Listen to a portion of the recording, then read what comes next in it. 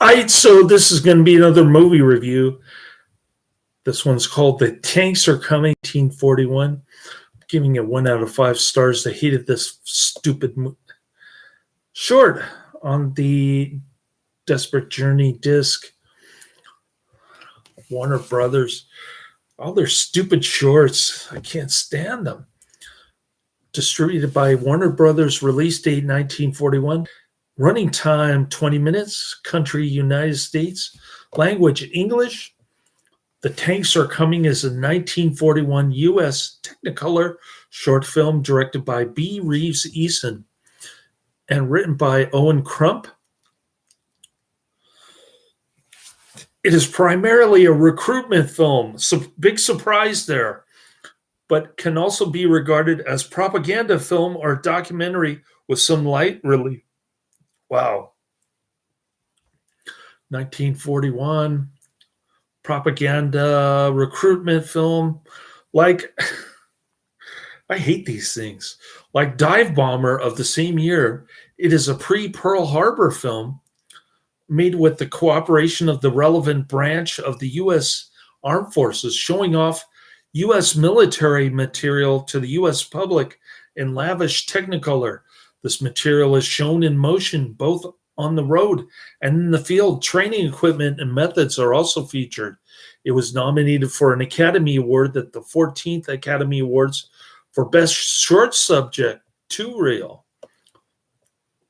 New York taxi cab driver Malowski George Tobias enlists in the 1st Armored Force, bringing his beloved taxi cab Betsy with him. He participates in large-scale mechanized maneuvers, during which the taxi is run over and crushed. The tanks featured in the short were the U.S. Army's M2A4 light tank and the M2A1 medium tank. A young Richard Egan appears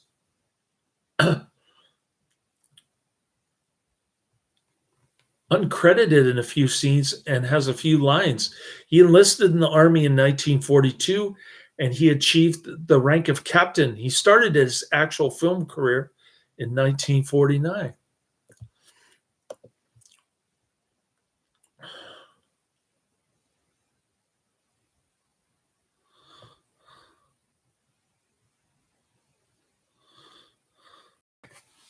The Tanks Are Coming, 1941, 20 minutes.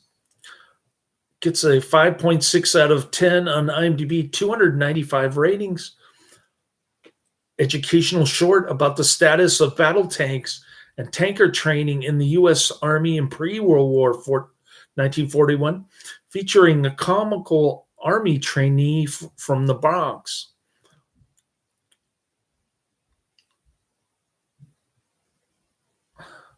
More like this, Objective Burma, The Luckiest Guy in the World, Up Periscope, and That Mothers Might Live.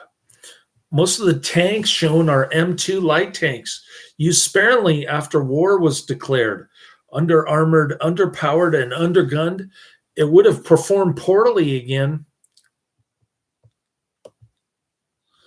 against enemy armor. Its gasoline engine was far more susceptible to catching fire than German tanks with diesel engines. The only combat action tanks saw was on Guadalcanal with the Marines in the Pacific Theater. Otherwise, they were used for training only. 698 were made from 1935 to 1942. The narrator states the M2 light tank seen in the film could go 60 miles per hour, possibly false on purpose to not give any enemy the real statistic, which was 36 miles per hour. This was edited from the Declaration of Independence, 1938.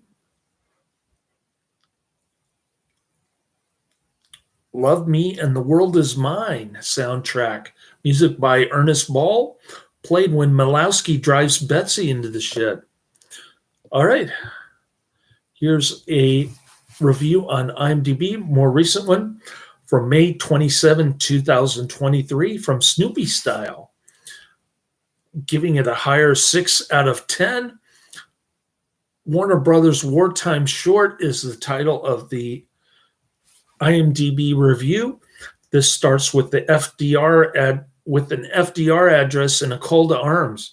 New York cabbie Malowski, George Tabias, is determined to join the army. He drives his yellow taxi to Fort Knox, Kentucky. He joins the tank corps and he is trained on some light tanks. Malowski's tank accidentally runs over his taxicab, which he was trying to hide from the general in some shed. That just crush it with a couple of tanks. It's an Oscar-nominated education short. Warner Brothers is waving the flag. It's pre-Pearl Harbor. It's a recruitment film. It's promoting the idea that the United States is ready to take on its enemies. It is propaganda. I would like better tanks. I guess the Sherman wasn't ready yet. The broad comedy is fine for what it is. And that's the review from Snoopy Style. All right. I'm going to get Conquer Worm now. I'm going to watch it all the way through and do my review, get my 7 reviews in for today, Christmas Eve 2024. Thanks for watching. And Karate Man's got another recommendation that I've got to look at. Laters.